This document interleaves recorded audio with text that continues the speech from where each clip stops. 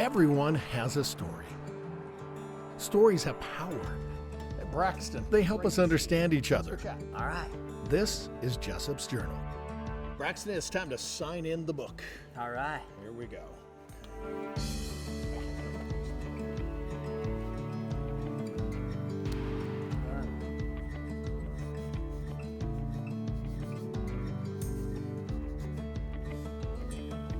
Welcome to this entry of Jessop's Journal. Today we've got Rexton Nielsen, rodeo man. He's on a horse named Suzu. Something like that? Yeah, that was pretty good. That's a good introduction. I think he should honestly try out to be a rodeo announcer. Thanks, Braxton. Thanks for coming on Jessop's Journal today. So you and I met each other a while back, and you are one rodeo kid that's quite the story. And so thanks for coming out. Thank you. You've got a uniform on today. Tell me about your uniform. But just, I guess the cowboy uniform, boots, Wrangler pants, Wrangler shirt. Got my belt buckle on. Oh, you don't have boots on. You got ostrich on. I mean, come on. Right. Okay. And you got the big ass buckle. I don't know if I'm supposed to say ass on TV, so I probably ought to start this thing over again. That's not TV. Oh, that's true. I love it. We're having some fun. This is awesome. You've been a rodeo guy for quite a while. A little horse named Suzu kind of, rang your bell. Yes, it did. It was a life-changing horse. Tell me about that horse. What happened? August 31st, 2017, I was pro rodeoing and was sitting fifth in the wilderness circuit. Trying, every cowboy's dream, trying to eventually make it to the NFR. Yeah. And this horse, I drew Sozo, awesome horse, reared over in the chute, tacoed me, and I heard a loud pop, and legs went numb, and the horse still came out of the chute. I hit the ground, and when I hit the ground, the saying when a cowboy gets bucked off, you get back on, you get back up. And as I tried to get back up, because that horse ran over, it broke my T12 and L1, twisted my spinal cord and pinched it severely, and it was life-changing. Ended my career in the bareback riding, and let alone that, told I was never going to walk again, less than 5% chance to walk again. Wow. How many horses had you ridden before that? Oh, a couple hundred probably. Wow. So all of a sudden you say, okay, this is the thing that you love. This is your profession. This is more than just a hobby. This is part of who you are. Yeah. What happened next? I really, at the time, didn't know what was going to happen. Being told I wouldn't walk again. I thought, okay, I'm going to be wheelchair bound. About 2 weeks after the accident, I was sitting in the hospital bed and been down to therapy. We trying to get things to work. And I was picturing, I'm a big believer in a positive mindset. Right. And I was picturing myself, I'd go through this mental exercise where I'd picture myself in a mirror as I'm laying in my hospital bed. And I'd picture myself in front of this mirror, and I'd flex, and I was strong. I'd flex my legs. They were strong. And then I'd picture myself on a bareback horse, and I'd try to make a motion. And I truly believe that mindset and seeing it in your mind before you do it physically. Well, as I was making that motion, my brother was by my side at the hospital, and I seen a small twitch in my thigh. I mean, it was just a hairline. I mean, he barely seen it. He said, "Braxton, hey, your leg twitched." And I looked at it, and I couldn't get it to twitch again. And we waited for about 5 minutes, and I closed my eyes, and I tried spurring again and trying to lift my knees to my chest, just like a bareback riding. And he seen that twitch again. Wow. And it was from that moment on, like I thought, I've got a chance, 5% chance. I still have a chance to do something great, to leave my legacy and to walk again. And so we worked hard. Plans kind of changed. We worked even harder, and I was pretty fortunate to have that opportunity. Well, I have to admit, when I met you, and I'd heard about this accident, but I honestly didn't know what condition you were in. So I wasn't quite sure what to expect.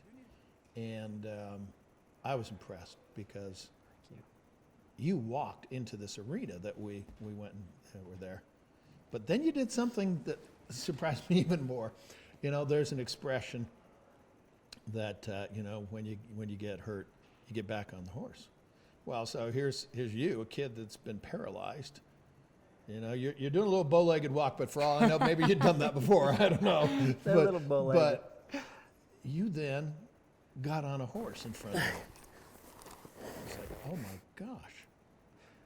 What was it like the first time you tried to get back on that horse? It's hard. I think we all have challenges we had to overcome, and it was a fear that I knew I had to overcome. Just getting back on a saddle horse, a horse that's broke tame. Right. And it was mentally hard. Physically, it was hard to kind of stay in the saddle at the time. I was still working on getting mobility and muscle back, but it was almost unreal. I feel so blessed, feel lucky that I can actually even sit back on that horse. And been team roping a little bit now. I haven't got back on a bucking horse yet. No. But team roping, and yeah. Tell me about growing up. I grew up in a little town called Roosevelt, Utah. It's a little speck on the map. You know, it's about 2.5 hours straight east of Salt Lake City. Yeah. Okay, now I got to ask this because it's like you don't just wake up one day and say, geez, I think I'm going to go, ride that bull over there. What in the world possessed you to want to get into rodeo? I love life, for one. I love trying new things. And rodeo, I have some friends that have high school rodeoed and were involved in rodeo. And I've been around them, and I thought, let's try it. So I went to my friend's house, got on a bull, a practice bull that he had. Rode the first one.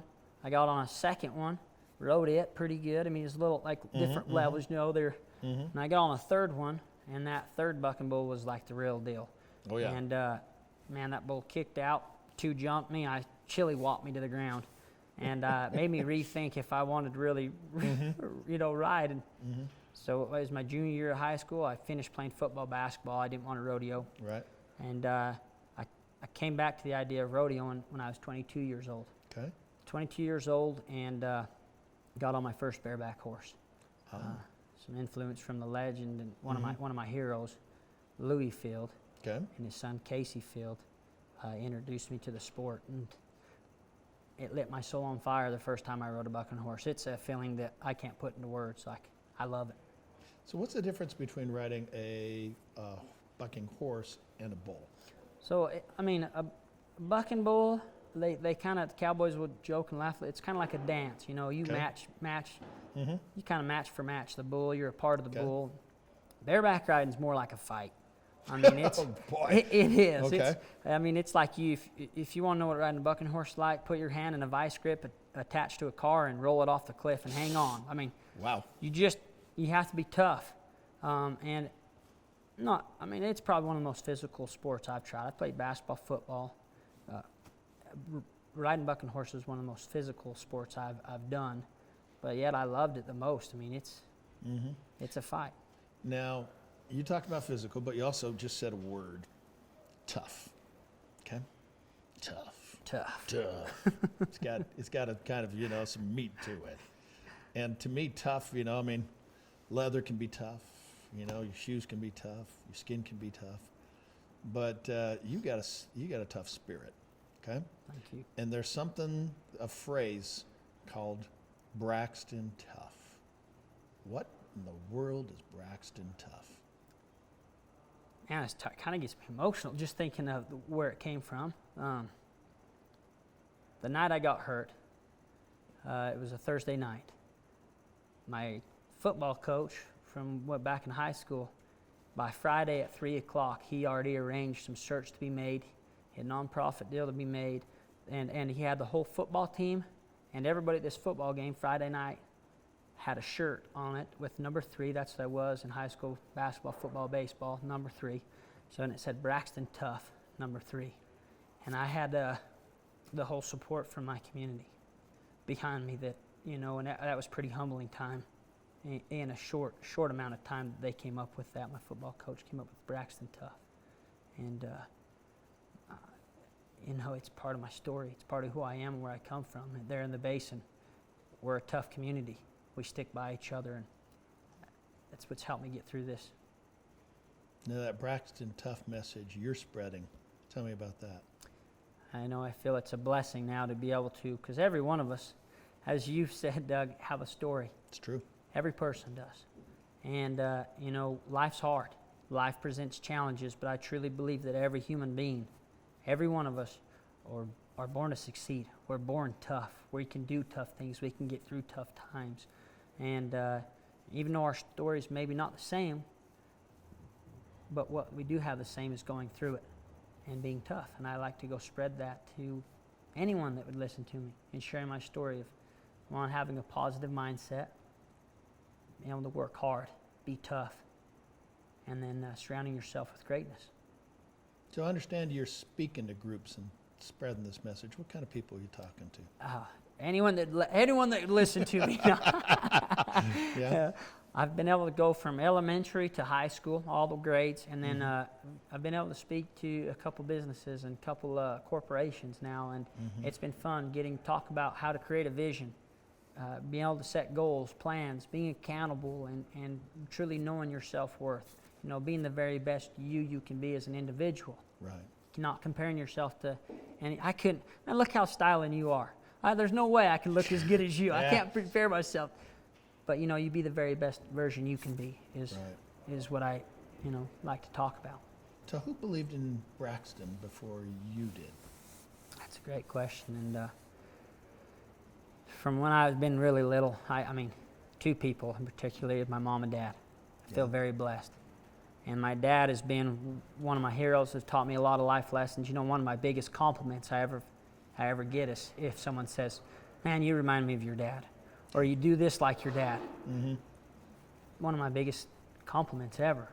But really the rock to my belief and who's believed in me is my mom. My mom's one of my heroes. She's, from when I've been little, she's always told me, "Braxton, you're something special." And she'd tell it to all my siblings. And I truly believe, you have kids, you want them to believe that they can do anything they want. That's right. You know? And my mom really meant that, though. And she said, "Braxton, whatever you want to do, whether it was basketball, football, baseball, to life, my job, career, and then even to rodeo." She was a little skeptical at first, you know? But she said, "If you love it and you really want to do it, I believe in you. And I believe that you can be the best." And it started then. And then as my accident happened, you know, she never thought for an instant, I mean, truly, never, you can ask her, she didn't think that I was going to not walk in or not be successful again. Even if I was in a wheelchair today, my mom has been the one that's like, "Braxton, I still believe in you. I can still believe you're going to be the very best." And she really has. She's pushed me to be the best and has had confidence in me from whatever I want to do. She's the one that's got my back. You recently got married. Yeah. Congratulations. Thank you. You know? Thank you. Yeah, married up. We all do. We all do. What legacy do you want to leave for your kids and your grandkids and for the people that come that say, "I remember Braxton Nielsen"? Okay, I got to put my roto voice in there. You know? Braxton Nielsen. You know, he was what? That's a deep question. You know what? I want my kids, my grandkids, and to leave my legacy that I was a competitor at life, trying to be the very best I could be. I was a hard worker, I was a great friend, and I wasn't afraid. And that I was tough. Braxton Tough. Braxton Tough, right? Awesome. Well, thank you very much, Braxton, for coming on Jessop's Journal. Thank you, Doug. Thank you very much, and thanks for all you do.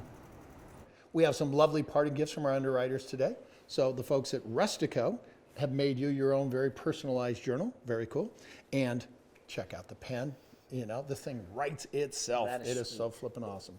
Okay. The folks at Taylor Cooperative make all my shirts. They're going to make you your very own shirt. Now, of course, I've been known to wear a hat or two, and we're both hat connoisseurs. The folks at JW Custom Hats are the best, and they're going to make you your very own personalized hat. And of course, the folks at Ogden's Own Distillery have got your own little gift basket there. That is pretty neat. The thing I want people to remember is everyone has a story. Stories of power. They help us understand each other. With another entry into Jessop's Journal and Braxton Nielsen, I'm Doug Jessop, ABC4 News.